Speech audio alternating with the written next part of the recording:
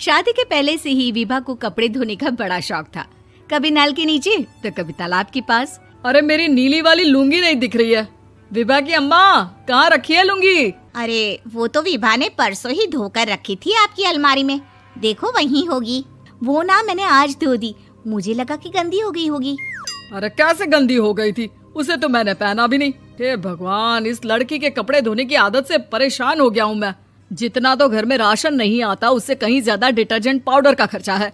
इसकी शादी करवा दो, शादी जाए अपने घर में ही करे काम, फिर चाहे घर के कपड़े धोने हो या पूरे गांव के। हाँ ठीक बोल रही हूँ, देखता हूँ मैं कोई लड़का। वो दिन भी आ जाता है जब विभा को देखने लड़के वाले आ जाते हैं। लड़की मुझे अच्छी लगी। होने वाली सास कहती है, बेटी अगर कुछ पूछना है तो पूछ लो। वैसे तो हमारी लड़की बहुत ही शर्मीली है, जो बोल दो वो मान लेती है, इसे क्या पूछना होगा। अरे कैसी बात कर रही हो माँ, मुझे इन लोगों के घर रहना है, सवाल तो कई है।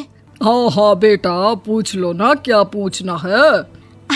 आप लोगों के घर कपड़े कौन धोता है? सास का मुंह बन जाता है। देखो, अगर तुम ये कहना चाहती हो कि तुम्हें कपड़े धोने नहीं आते तो सुन लो, कपड़े मैं ही धोती हूँ, लेकिन तुम्हारे आ जाने के बाद मैं रुमाल तक नहीं धोऊंगी।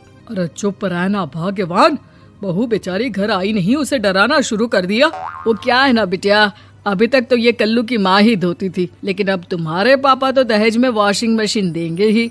तभी विभा की माँ बोल पड़ती है, सवाल भी पूछा तो क्या। वैसे भाई साहब, मशीन की तो फिर भी कपड़े धोने की कैपेसिटी होती है। मतलब जो बिटिया दे रहे हैं ना विभा, इसे कपड़े धोने का बहुत शौक है। ये आप लोगों के क्या, आस पड़ोस गांव मोहल्ले सबके कपड़े धो दे और उफ तक ना करे।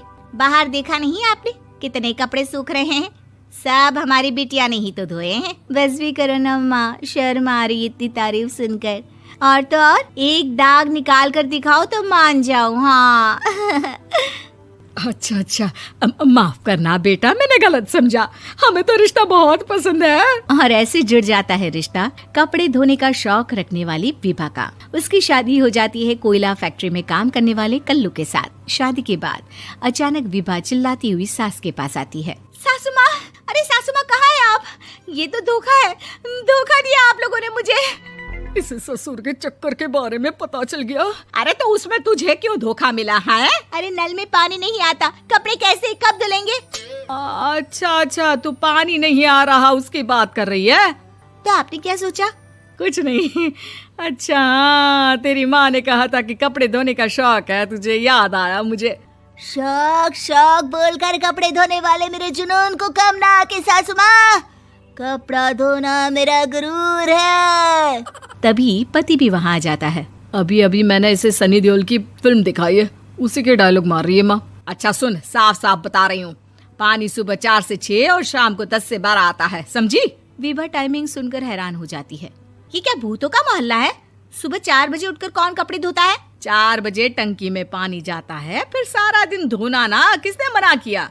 अरे कैसी बात कर रही हैं? 200 लीटर की टंकी में कितने कपड़े धो लूंगी मैं, सुबह ही उठ जाऊंगी मैं। अब क्या था, विभा सुबह 4 से लेकर रात के 12 बजे तक कपड़े ही धोती रहती। एक रोज सास पड़ोस से निकलकर कहीं जा रही होती है कि साथ वाली कहती है, हाँ कल्लू की माँ, जरा ये बताओ कि 2 साड़ी है, 2 ब्लाउज और एक पेटीकोट और एक नाड़े वाला लंबा कच्छा। हाँ तो? अरे तो क्या, कितना लोगी धुलाई ये बताओ। धोबन दिख रहे हैं हम क्या? हमारे पति सरकारी नौकरी से अभी रिटायर हुए हैं और बेटा सुपरवाइजर है कोयला फैक्ट्री में। धोबन समझ रखा है हमें?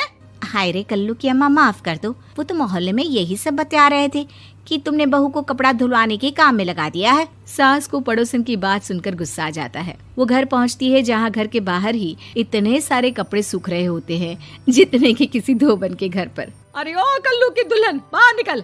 माँ जी यहीं आ जाओ, बाथरूम में चादर धो रहे हैं हम। अरे अभी हम धोते हैं, तुमको बाहर निकलो। ये आस पड़ोस वाले बोल रहे हैं कि हम बहू से कपड़े धुलवा कर उसे कपड़ा धोने वाली बना दिए हैं। अरे छोड़ो ना माँ जी, किन लोगों की बातों में आती हो? आस पास के लोगों का तो काम ही होता है कि वो किसी तरह सास बहू को लड़ा दे। बहू सारे घर के कपड़े धोती है, ये क्या कम है? बोलिए। सास को भी लग जाता है कि वो बहू का ये सनकीपन नहीं छुड़वा सकती, इससे अच्छा है कि खुद ही चुप हो जाए।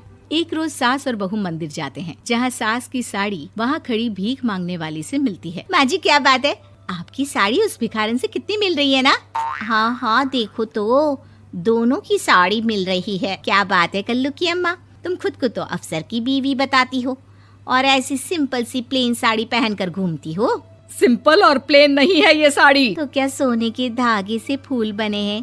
कुछ भी सासू माँ, कुछ भी। हाँ, बने थे इस साड़ी में सोने के धागे से फूल। मेरे पति लेकर आए थे मद्रास से स्पेशली मेरे लिए 10,000 की। ताहे भाई साहब इस भिखारन के लिए भी सेम टू सेम साड़ी लेकर आए होंगे 10,000 की। सास उस वक्त कुछ नहीं कहती, लेकिन बहू के साथ घर आती है और अलमारी से एल्बम निकाल कर लाती है। ये साड़ी देख रही है, ये वही साड़ी है जिसे मैंने अभी पहना था। इस साड़ी में ये जो चमकदार फूल दिख रहे हैं ना, ये सोने के धागों से काढ़े गए हैं। लेकिन तू लोकल वॉशिंग मशीन ब्रश से घिस घिस कर सारे फूलों को निकाल कर साड़ी प्लेन कर दी। मुझे माफ कर दीजिए सासू माँ। और तो और, जब मैंने तुझे तेरी गलती के लिए कुछ नहीं कहा, लेकिन तूने तो सबके सामने मेरा मजाक ही बना दिया। क्यों? बहू को समझ में आ जाता है कि अब से उसका कपड़े धोना बंद।